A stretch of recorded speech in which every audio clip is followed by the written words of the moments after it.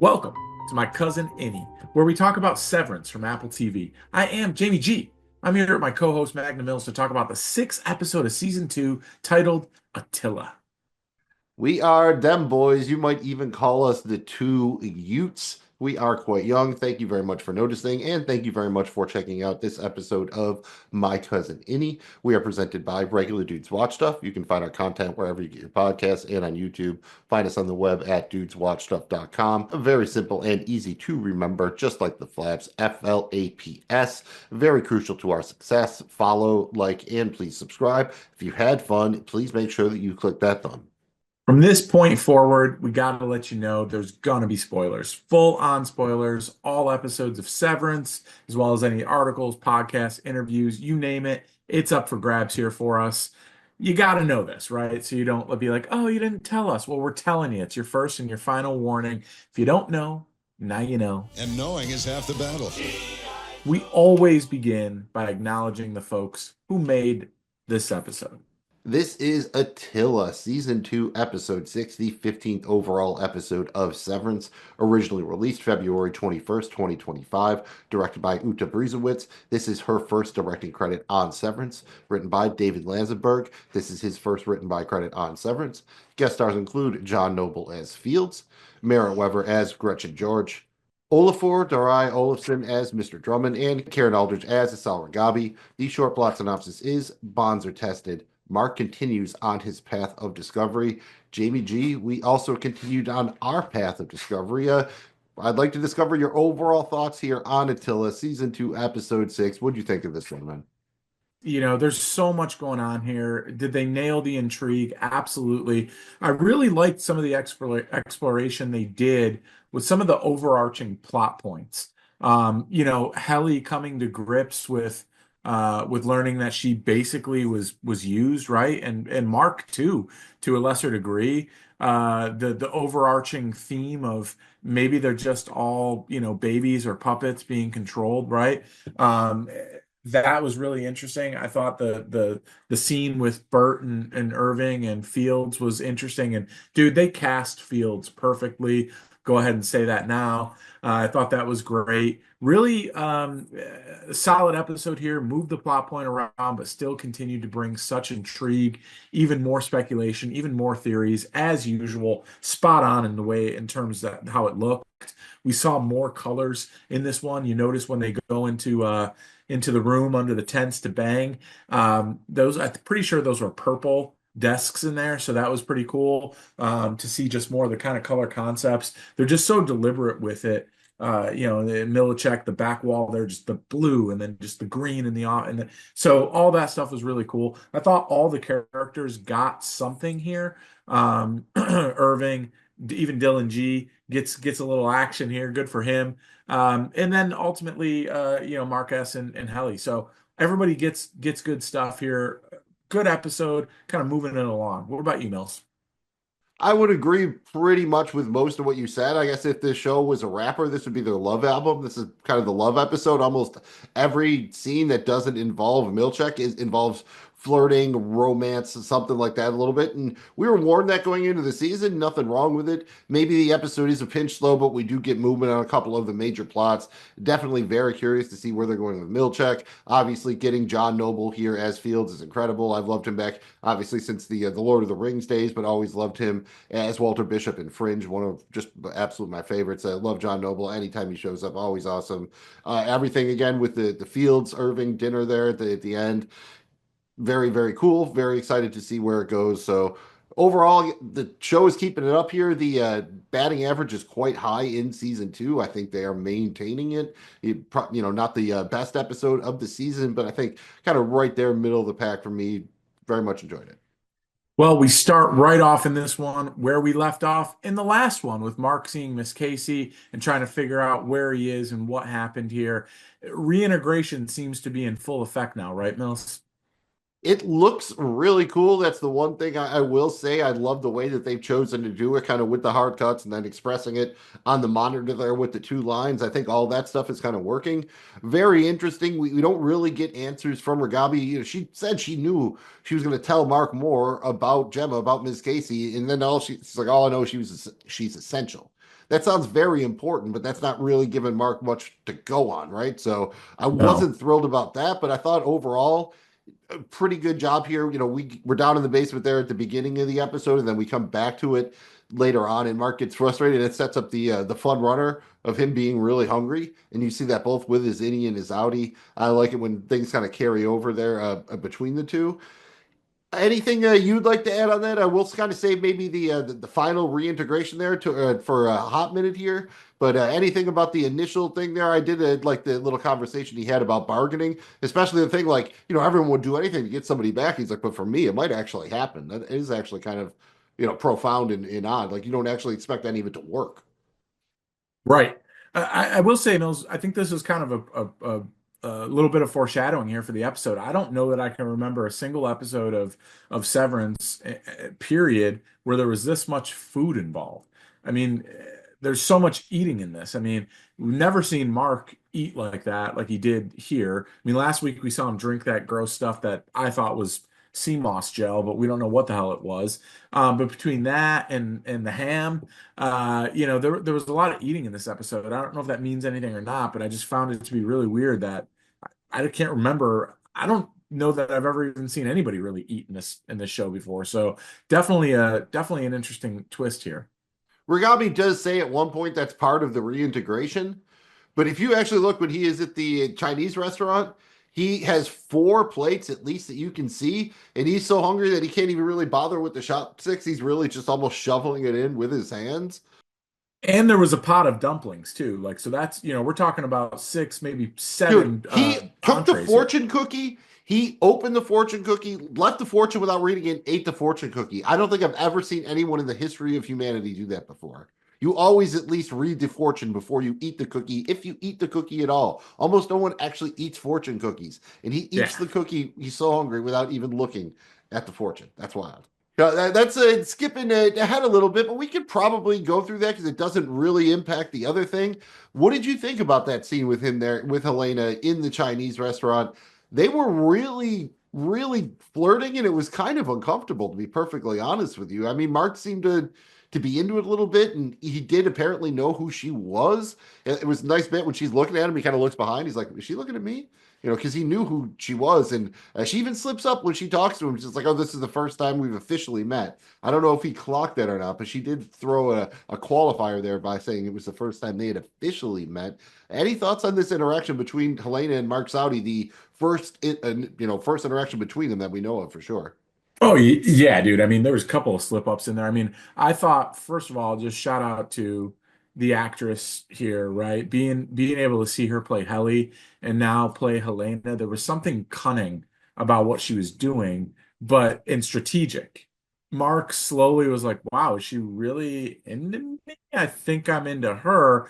And this is a first for Outie Mark, right? Because his whole life now revolves around, season one, it was the sadness of losing Gemma in his life to now season two is to realizing that maybe she's still alive and he's got to find out, right? So there has to be some sort of hatred or resentment towards Helena. So I just found this interaction to be fascinating. I thought it was the perfect setup just in this random little Chinese restaurant. In your mind, you're thinking, why would the CEO and she says, like, I basically run the whole country, the whole company. Why would the CEO of like that would be like, the CEO of Google hanging out at the local Chinese shop or sub shop downtown. Like it just doesn't happen. So I thought it was really cool. Probably the biggest takeaway though was when she slips up and calls Gemma Hannah.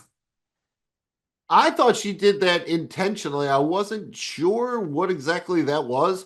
In the first time I watched it, I thought that was why Mark initially went right back to Gabi and was all right, let's do it. Like I'm willing to risk it, whatever, because he was mad or something. But looking back on it, I think he started to realize at some point, I don't know if it's at the end when he kind of stares at her. We didn't get one of the reintegration flashes, but it was a long, just steady cut right there of him just staring at her, and then he kind of runs out of the restaurant.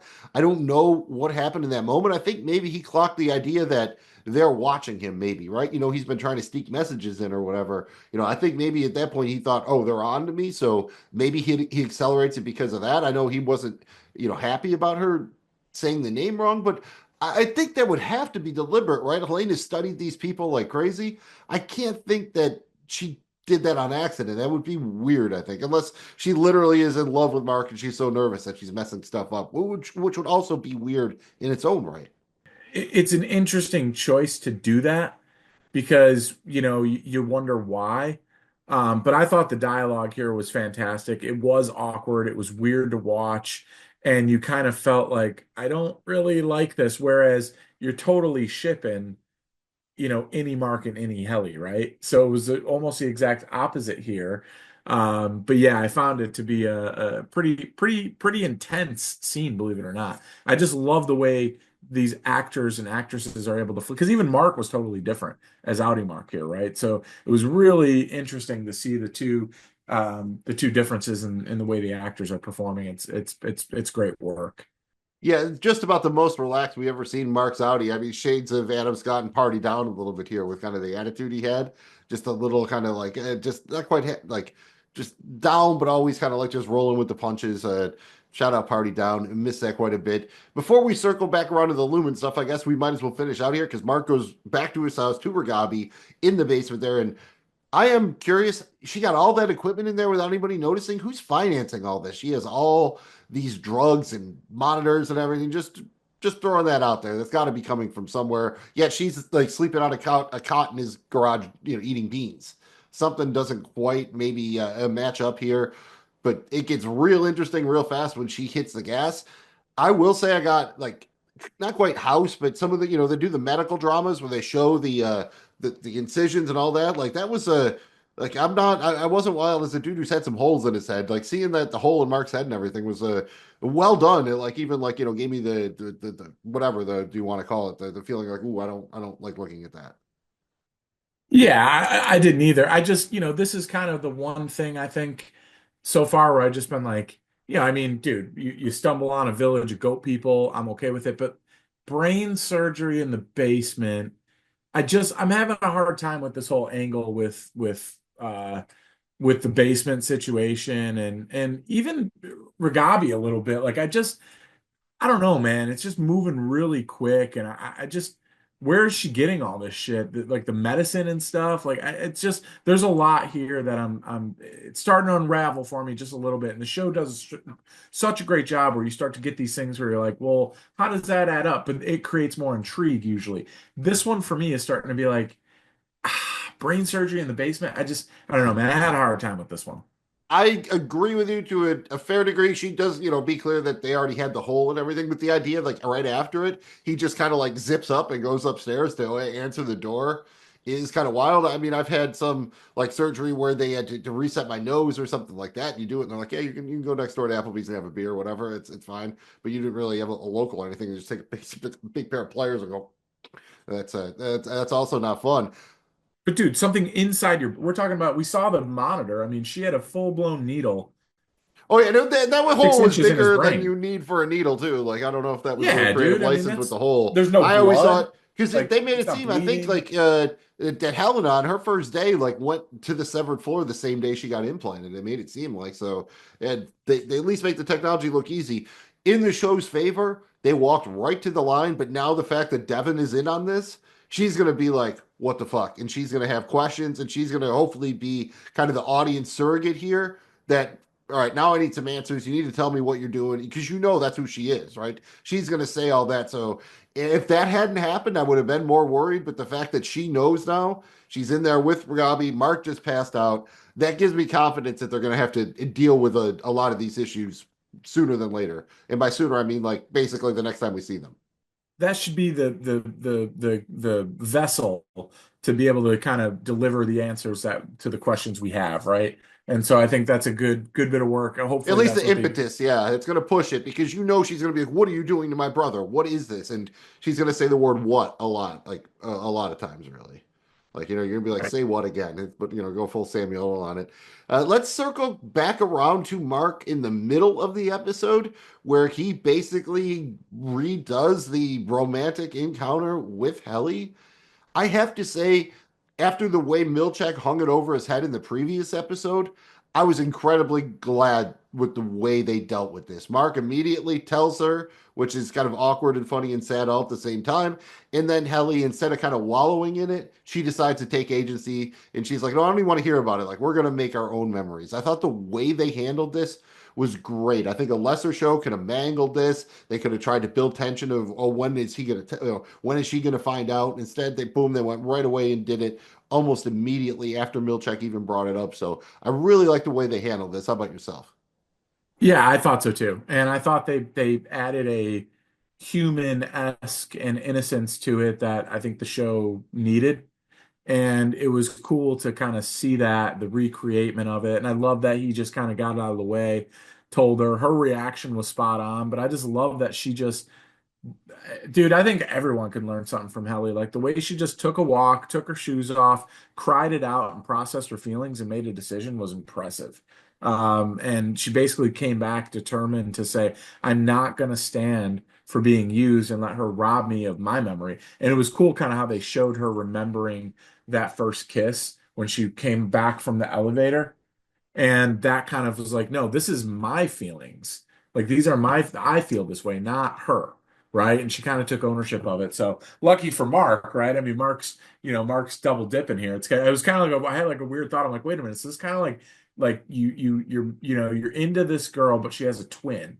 And then you accidentally bang her twin thinking it's her. But then like, Accidentally.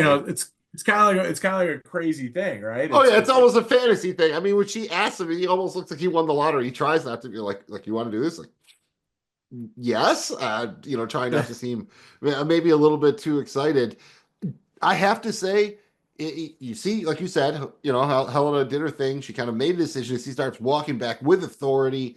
I did not think she was going back to bang Mark. It made a lot of sense, but that's not what I thought. I thought she was going back to do something with the map or something like that. I didn't think it was like, oh no, we're gonna go get it on right now. So did you see that coming, or did you think maybe she was going back to do something else, like with that, after the decision she made?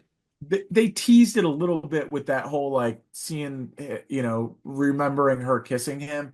But I was a little surprised where she just kind of came back and was like, I want this to be, she robbed me of that. Like, I want it. Like, that was, I mean, I guess the old jealousy situation worked there. But like, yeah, I mean, I didn't really necessarily think they were going to do that. But I love just how cute they made it with recreating the tent and everything. It's just really cool. And it was, Childlike almost, but not in a bad way. yes, Just a there was an naive innocence to kind it. of innocence. Yeah, I think innocence is probably the best way. It wasn't quite both of their first times because Mark had done it before but with her, and he never really.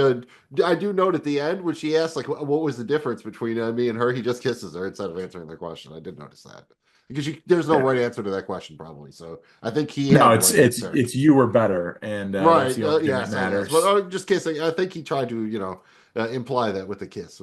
It was what I thought, but made Yeah, sense and great shot of during all of it. Like when they're getting it on, you just cut back to the empty office. Like zero data was refined today.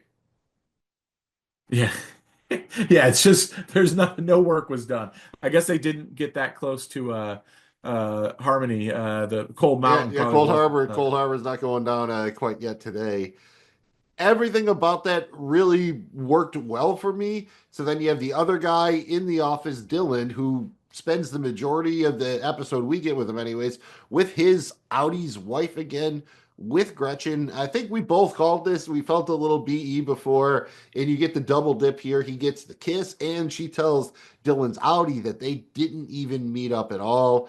What are you thinking here? I mean, Dylan's out. He doesn't seem that bad. He doesn't seem like he's the worst, but he obviously, isn't quite, tickling his wife's fancy anymore the way that he used to. Whereas, she loves Dylan's Innie here. I'm really curious as to where we're going with that. We can save that for predictions, but overall, I think this was expected, but I still liked it. Yeah, I mean, you picked up on the BE, and for those of you that are just watching, BE is banging energy.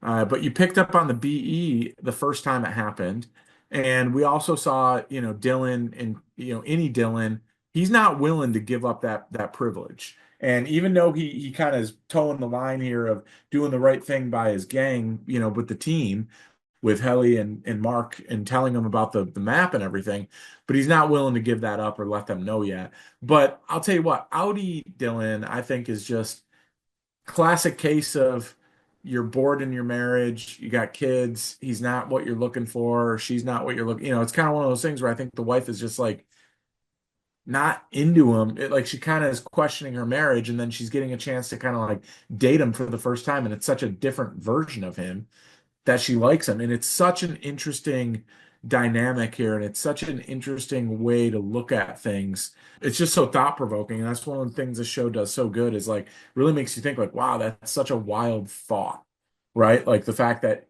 because he even says it when they're meeting, like, well, you and him do, I don't.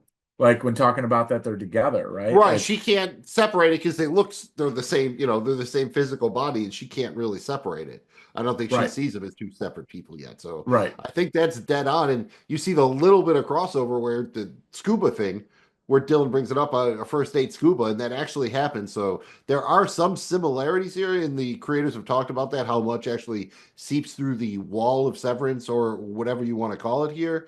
And then I guess there's the idea that his Audi, he seems to be pretty good with the kids, right? So he's got that working in his favor. But here, and I think this is why, at least I read it this way, that she denies meeting with Dylan's Innie because he starts talking about buying a car just for no reason. Like, you didn't need a car. Like, oh, I'm just gonna go test drive it. Like, kind of a dick move, dude. Right? Like, your Annie's making the money, your wife's going to work. Yeah, you're sitting home taking care of the kids, and you do seem, to be helping your kid do his eating or whatever, and being a good enough parent. But doesn't seem like he's pulling his weight otherwise. And I think she's like, man, now this dude wants to go buy a car. She talked about how expensive his scuba lessons were.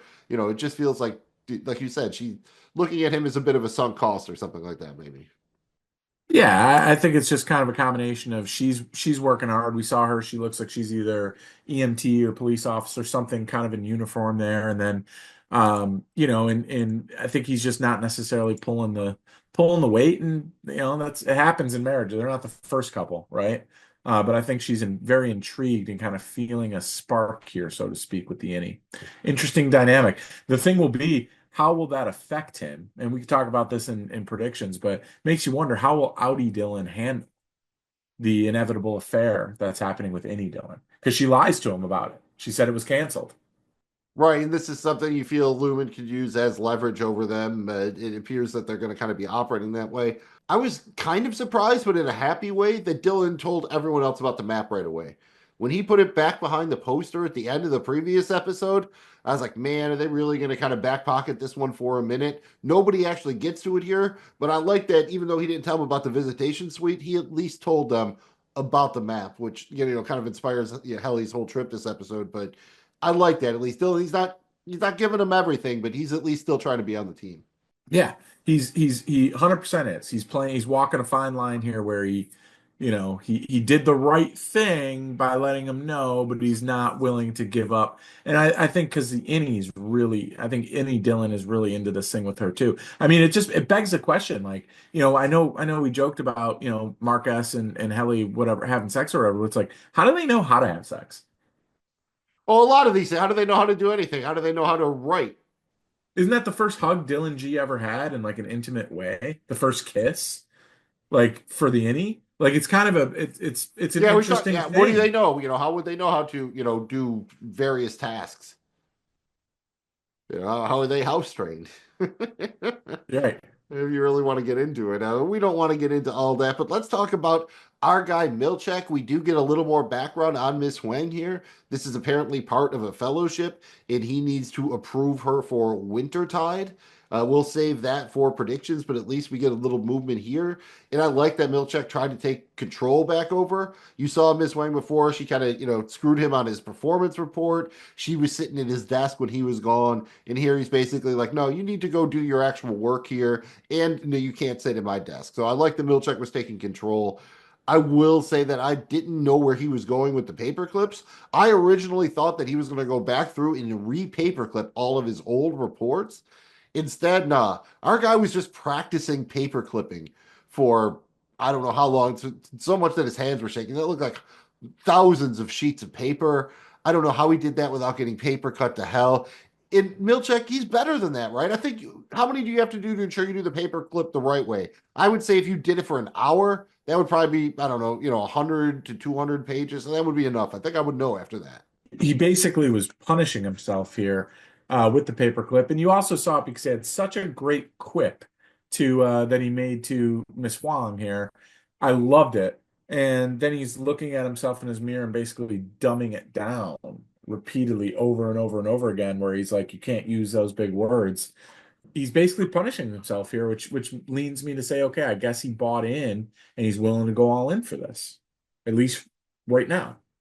I wonder him going off in the mirror, like you said, it at a certain point, he's definitely tried to simplify his vocabulary. And then he gets it pretty short to grow up, and then it gets to just grow, and he just Right. keeps repeating that. At that point, I feel like he's talking to himself. Like I think it stopped being about, phrasing stuff for Miss Wang and him trying to get through something, right? Because he's got kind of control of the floor now, but it doesn't feel like he's happy in any way. Right. It seems like he's trying to even help the Indies. He's trying to be good at his job. He's trying his best, and it's all going against him. So you do feel bad for him in that moment, and he's trying to, I guess, admonish himself to grow through it. We'll see where that goes. Very curious about that. Once again, we can touch on it in predictions. And the other big scene we get, the other big sequence is the dinner we have been waiting for. Irving comes over to have dinner with Bert and his husband, Fields, played by the great John Noble. A little bit of a recasting from season one, but again, they just it was a guy they cast in one scene through a window, so not a big deal there. Very happy with the way it worked out. Nice little callback here. Irving got the red wine. He does take the price tag off. He's doing the Yeah. little mustache comb before he goes in. You can tell he cares. And I like the way they went with this. The idea that Fields was like, I think innies are real people, and I'm not mad that y'all had a relationship. Like, I hope it was cool and it helped those people connect or whatever. There's a lot of ways they could have gone with this. I think this is the best one, at least for me. How about yourself? Yeah, and I think it spoke to some of the conflict we saw just earlier in the episode about just that line. Like, are innies their own individual people? Do they deserve to have their own lives? We saw that right away with Helly and Helena, where Helly made the decision, I do deserve to have my own life. And I thought it was just nice to see it reinforced with Fields here, even though he kind of makes this bold kind of, ask where he asks just point blank if they, if they've had relations or whatever. And but I love that he got there to where he showed his true intention with that. And I think it was cool for the show to kind of point that out using that scene, which was so awesome and great. And dude, Christopher Walken forever, so great and everything. Just that look. Oh God. But yes, I enjoyed it very much. How about when Christopher Walken as Bert opens the door and he's like, "Who the hell are you?" Thought it was awesome, That dude. He was looks at great. him. Obviously, it feels like he gives the classic Christopher Walken smile there. Everything about that worked. We get the name drop here of the whole mind. Those are the protesters, which lead to the big, revelation. I guess you'd have to call it by Fields that Bert has been involved with Lumen for at least 20 years. It sounds like so. Once again, something we will save for the predictions, but definitely a lot of intrigue there. What did you think about the idea that Bert had himself severed so that his innie could possibly go to heaven to be with Fields in heaven? It makes as much sense as anything else. So I'm going to choose to buy it and say that's fine, I guess. How about yourself? Did that track enough for you, or do you think there's more to it? It's a bit of a stretch for me, and I think it might have been the first of kind of a couple different things they were trying to cover up during this dinner. I mean, there's some very progressive churches, right? Two gay men going to church. Because keep in mind, we saw other people in town treat Dylan G like he was absolutely, the devil because he was severed. So, we've kind of gotten conflicting viewpoints on how people who aren't severed view it. Now, obviously, the church was trying to lead them there. I don't know. To me, it seemed like a stretch, but right They now, did until we mention hear otherwise, that was right when go with it. Severance came out, so perhaps people were a little bit more forgiving to it at that point. But yeah, That's true. for it because we don't know the particular details of this world, this United States, or whatever state they're actually in. maybe the denominations of religions are slightly different or whatever, so you could probably let it slide. But there is a lot of this that doesn't quite line up, so I think there's going to be more shoes to drop, and you don't cast someone like John Noble only to bring him in for one episode for one sequence, basically. So I'm expecting to see more of him. The other part of this was Mr. Drummond sneaking into Irving's place. Talk about keys. That was like that's why I feel they have to have the town wired. It looks like he literally has a key to every house in town on his He's keys. got, dude, it was I've seen janitors with less keys, bro. He had a whole, I mean, he It had a whole rings on thing. rings. There were rings connected to rings. It was like the old school prison guards back in the day where you need a different key for every cell. Which is probably a metaphor in itself, maybe even. So a lot to take away from that, especially at the end. The fact that Burt goes out of his way to tell Irving, like, oh yeah, Fields was drunk, like he must have messed up the years thing. And Irving clocks it, right? I am very curious as to, again, we'll talk about it mostly in predictions, but Irving's out. He has something else going on. He's calling someone on this phone. I'm curious how much he knows if they're looking at each other. Because right now, I'd say at the minimum, it doesn't seem like Burt necessarily was told by Lumen that he was fired for having a relationship. It's obviously what he told Fields, but it feels like there's more to it there. So that's definitely something we're gonna have to touch on in predictions. Yeah, 100%. And it looks like I think Drummond found some things that he It's is basically probably the stuff concerned we about. I saw mean, there in were the season emails, there one were, finale. It's pretty much the yes. same papers, which are interesting if you take the time to do a couple of freeze frames on them. And it does throw me off because there are two Dylan G's, one of whom is 58 years old, I believe. So I guess the other thing, I forgot to mention it before when you were talking about it, but it should matter a little bit, I think, that Fields brings up whether or not they had unprotected sex at work, because now we've seen Mark and Helly have unprotected sex twice. So just one of those things I think probably should take a note of it, that the fact that they called it out might mean something. So that's just probably again better Well, suited for when we get to predictions. But predictions, you'll hear some from me. Yeah, I mean, you could just say you had sex, right? But like unprotected sex is like a whole nother thing. So they choose their words carefully. we're gonna save everything else for predictions here at the end after we get through our award tour here for Attila. First up, we got our favorite alt titles for the episode. Mills, give us the top three alternative titles. We don't even need a drum roll. We're going to get right into them. At number three from early in the episode, bargaining.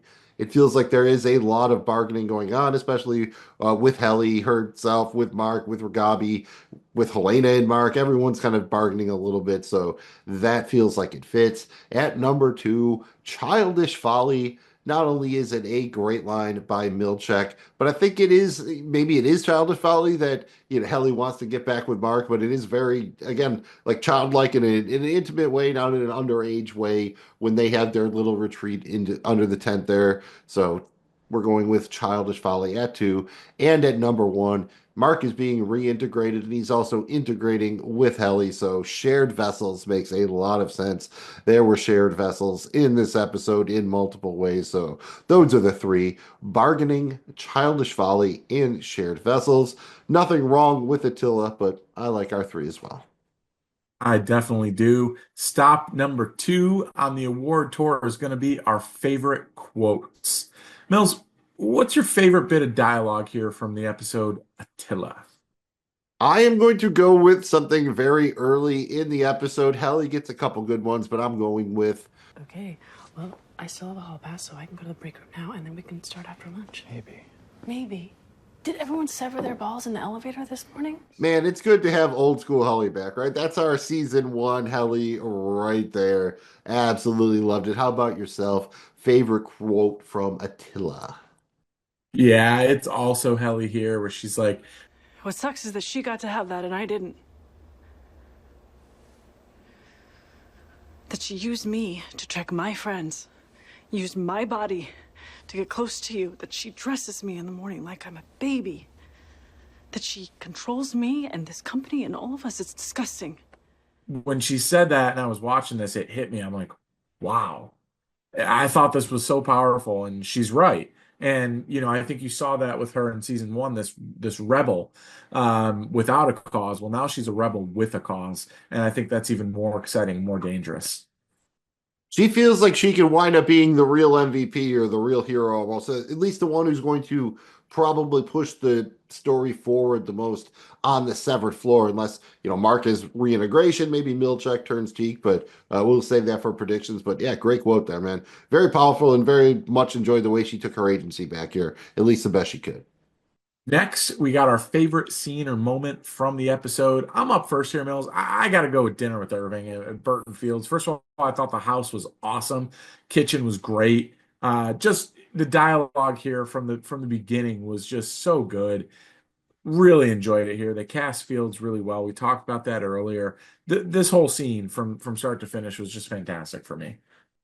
It looked like they had an island with three stoves in it. I wasn't quite sure what that was, but they had a something going on there. Definitely a lot of cooking, a lot of great stuff. That would probably also be mine, but for the sake of having something different, I'm going to go with Milchek's commitment to improving himself. That was a nice little sequence, him doing the paper clips, talking in the mirror, really makes me wonder where we're going to get, where Milchek's going to be when we see him next time in the upcoming episode. So that's what I will go with there, but also humongous fan of that dinner scene, that sequence at the end. Absolute great stuff there. Yeah, it really is. It is time, though, Mills, to hand out the major, and I mean major hardware here, starting with our episode MVP. So far, through the first five episodes, I've handed it out to Dylan, Milchek, Mark, Irving, and Dylan once again. This time I have a new recipient. I am going with Helly. Maybe you could throw Helene on there. Her scene with Mark in the Chinese food restaurant was also interesting, but I think Helly gets it here. I love the way that she tried to take control of her situation. Really enjoyed all of her dialogue. She had some of the funniest stuff of the episode. Liked her plot all the way through and through. So she is my episode MVP. Jamie G, thus far you have taken Milchek, Helena, Dylan, Irving, and Milchek. You going back to the well, or do you have a new recipient for us? I love Helly here. She was my runner-up. I'm going Mark S. I'm going Mark S. He is going through it, dude. Both innie and outie versions of himself, and they're becoming one all at the same time here. I mean, there's so much going on here. The reintegration plot is just like one thing, but it's a major freaking thing. And I just think it's so cool, all the stuff that's happening with him, both on the inside and the outside. I got to give it up to Mark. That is incredibly fair. He has the biggest part in the episode by far. I like my pick. I like yours. I think they're both very valid. That is called winning. Final stop on the award tour here is our episode grades. We're grading each episode on a scale of 0 to 100 cure coins. I'm up first here, Mills. Episode 1, I had it 83 coins. Episode 2, 84 coins. Episode 3, 86 coins. Episode 4, 94 coins. Episode 5, 88 coins. And I'm right in the same universe again, Mills. I'm at 89 cure coins for this one. Man, I hate it and I love it. I hate it because we're doing something similar. We're both bumping it up one. I love it because we're both in the same area here. Episode one, I went at 85 coins. After that, 85, 87, 93, 87 coins to episode five. Same as you, I'm bumping it up one here. I'm going 88 cure coins for Attila. Slightly better than the definitely on a tier above, I would say the first two episodes, which I still feel were two parts of a whole. Slightly above the non-Woes Hollow episodes, definitely like Woes Hollow a fair bit more than this. So I very much enjoy the quality of the season so far. Super high floor. It's got some ceiling. Hoping we get a couple of classics for the end. So I think those are a pretty good amount of coins there. 89, 88. You average them together, you're still at 89. So that's a fair amount of coin to spend there. It's good grade. Good coin as always. You're in for a treat because we've saved the best for last. We're closing out the episode by discussing our favorite theories, questions, predictions, all the good stuff here. Mills, go ahead, kick us off by telling us about the next episode, episode 7. Next up, we have season two, episode seven, Chikhai Bardo. An old romance intersects with a deadly present threat. First time director here in Jessica Lee Gagne. And we have a co-written episode, show creator, showrunner Dan Erickson, co-writing it with Mark Friedman. What do you think, man? I don't know what to make of it from the episode title, but we talked about it at the very beginning. Let's start there. Why do you think Ms. Casey is essential? That's where Gabi says it's all she knows. Ms. Casey is essential. Is she the essential one, or is she essential because of Mark, or is Mark essential because of her? And which one is the, I guess it could be the chicken or the egg, but are they equally important, or is Ms. Casey the most important, or is Mark the most important? Well, I think Mark's directly responsible for the big project, right? Cold Harbor. So Mark is critical to see this through. That's what his purpose is. But I think Miss Casey is essential for something else in the company. And we can speculate on that, but I don't think it's necessarily the same thing as what Mark's, mission is, so to speak. I guess I always read it that Cobell needed Mark to finish Cold Harbor, which is, if you're assuming it's Ms. Casey, then I guess she's the project, so she's more important. But if he's the only one who can do it, I guess they're of equal importance. So that is probably a touch of a cop out. Do you think that Ragabi can actually fix Gemma? She said that you will get her out, and then it'll be like just like it was. Do you believe? I mean, what is she going to do? Is she going to reintegrate her? Is she severed? If all she knows is that she's essential, how does she know that she can fix her?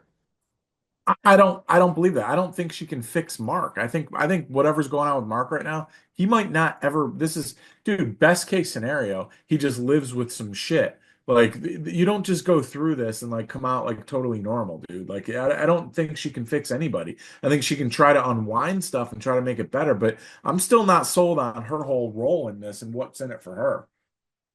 I think there is definitely another shoe to drop there. Either she is working for a movement or still working for Lumen somehow, or who even knows? There's probably different levels you could go. Hopefully, the show thinks of something that will surprise us. What do you think Wintertide is? We hear Milchek hang that over Ms. Huang's head. I've read some speculation that, remember, it seems like Mrs. Cobell came up really young through Lumen, that maybe this is the type of program that's how you get the fast track to management or something like that. I think that's probably as fair of a guess as anything. What do you think about that? And any differing thoughts, anything like that? Yeah, I think it wouldn't surprise me that, for me, I took it as um there's some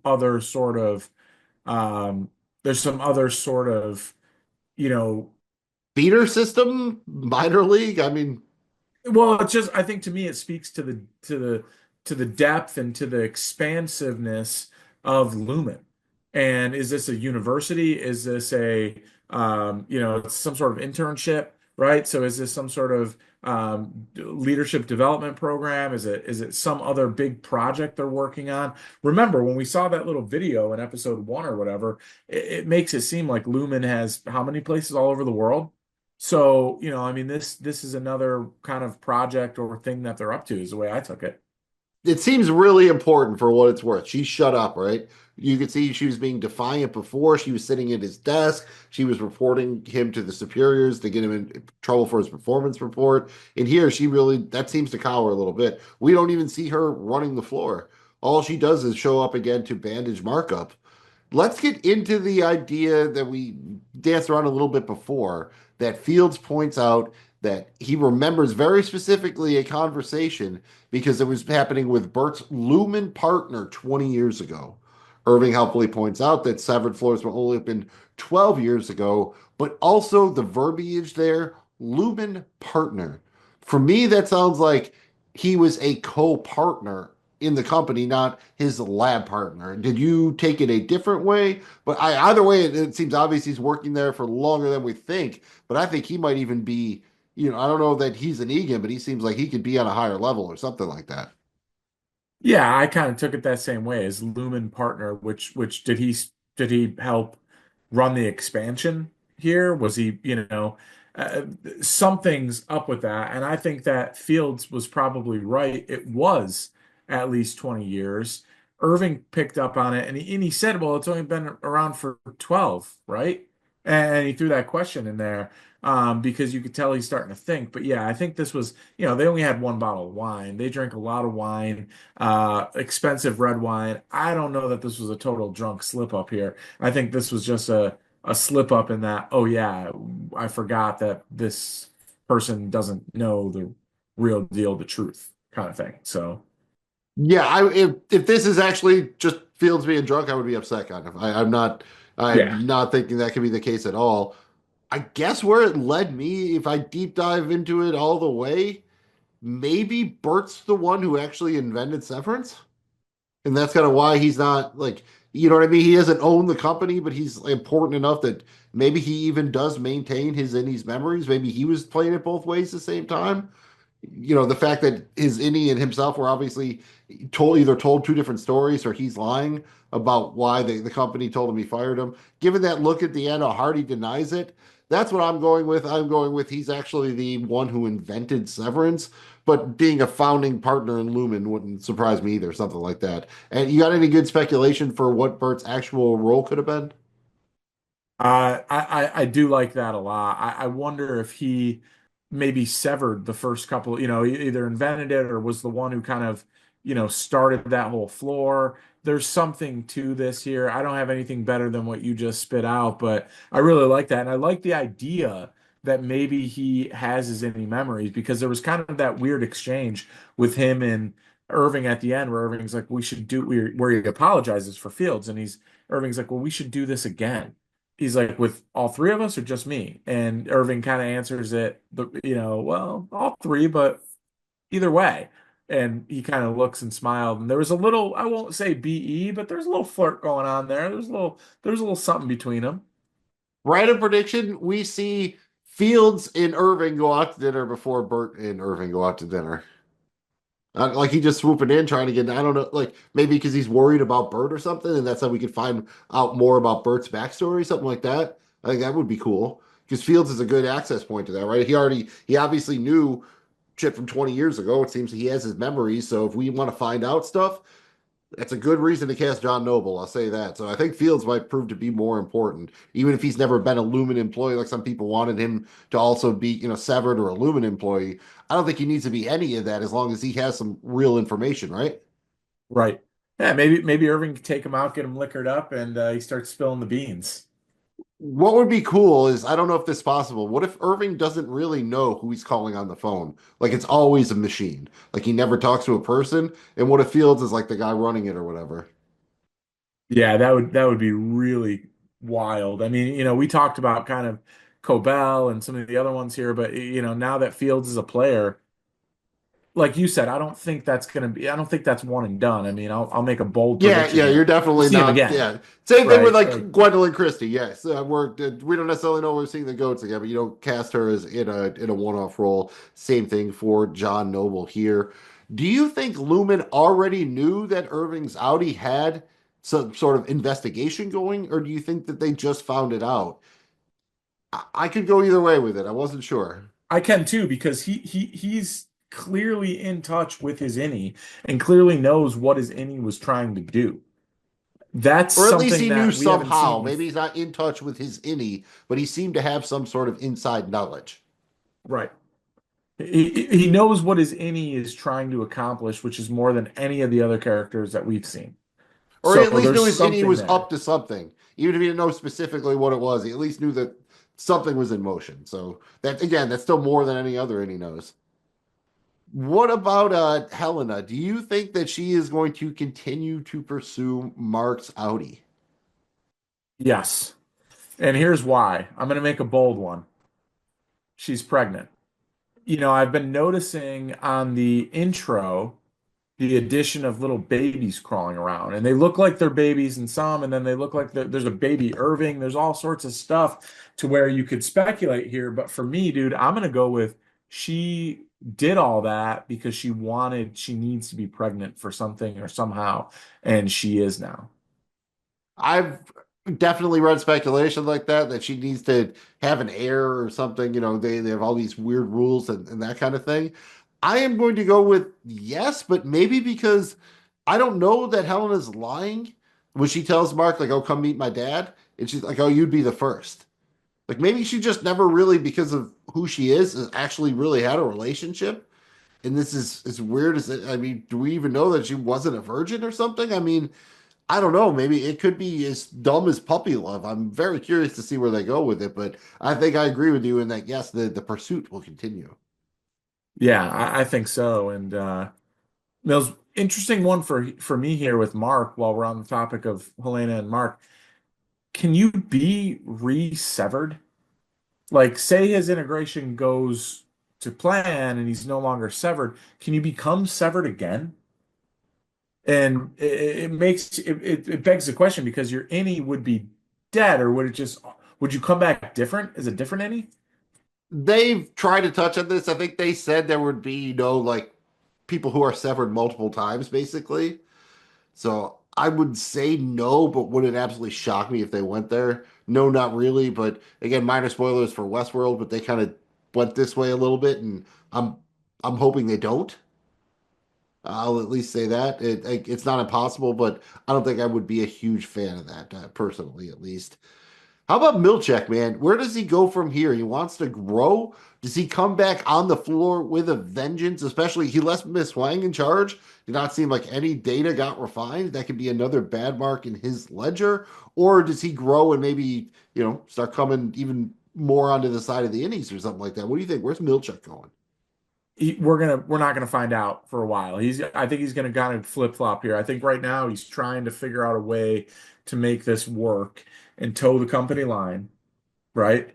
And use whatever leverage he has and play the game. I don't know that he fully learned how to play the game before taking this role. And I think now he's finding himself in a situation where he has to play the game.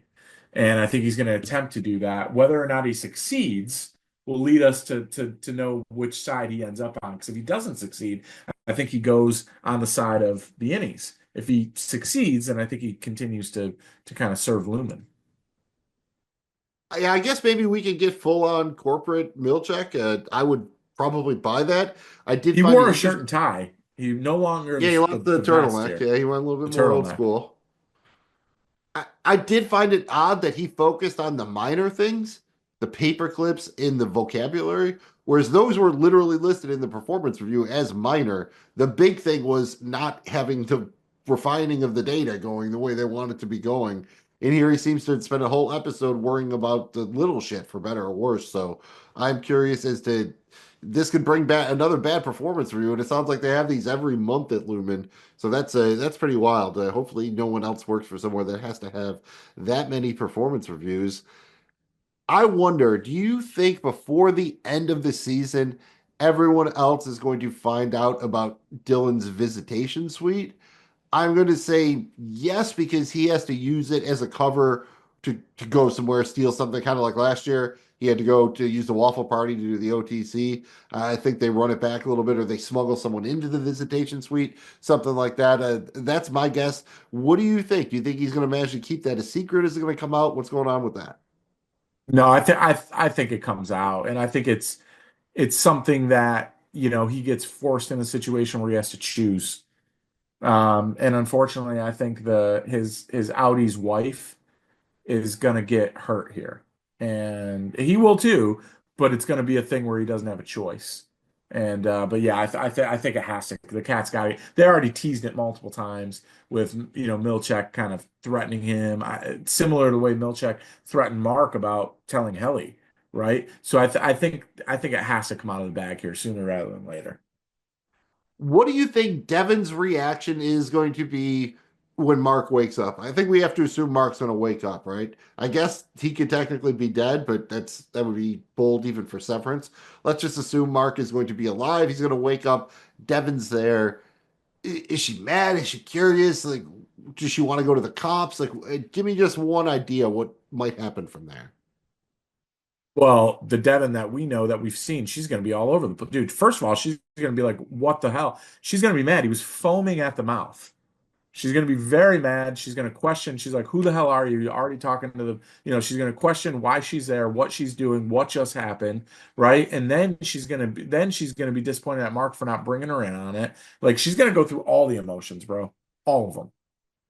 I wonder if it'll come back around to bargaining, but it all depends. I'm assuming that Mark will be okay, but maybe he's not right away because, I hate to really put it this frankly, but where the fuck is Mrs. Cobell? I think, you could do almost go, where in the world is Carmen Sandiego? Where in Kier is Mrs. Cobell? So here's my prediction. Next episode, we get thrown for a complete loop. We get no Mark unless it's a flashback. We get like a full on Mrs. Cobell, whatnot, like previous stuff, what she's been doing off camera this whole time. Maybe we get a little, flashback stuff from the other people.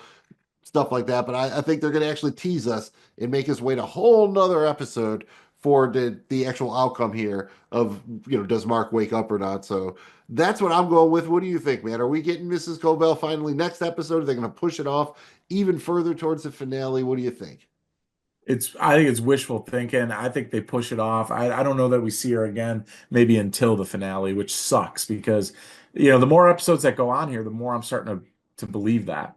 There's so much going on where it's kind of like, not to say you don't need her right now, but I just don't, we've kind of forgotten about her because we got all these other plot points that are aggressively moving forward. This is just my spidey sense tingling from having watched years of prestige television. When you have a main credited character that just doesn't appear for a long time, it almost always pays off with them having close to a bottle episode for themselves. So that's what I'm going with here, and I don't think they would do it in 9 or 10. So that means it pretty much has to be next episode or the one after. And I think they've teased us for long enough, so that's why I'm going with next episode. But it's not, again, Severance is, they could kick the apple cart over. There's no necessary guarantee they're going to do that, but I've seen this trick pulled enough times that it would not shock me at all. Again, especially when you have a very prominent, well-known actress like Patricia Arquette here.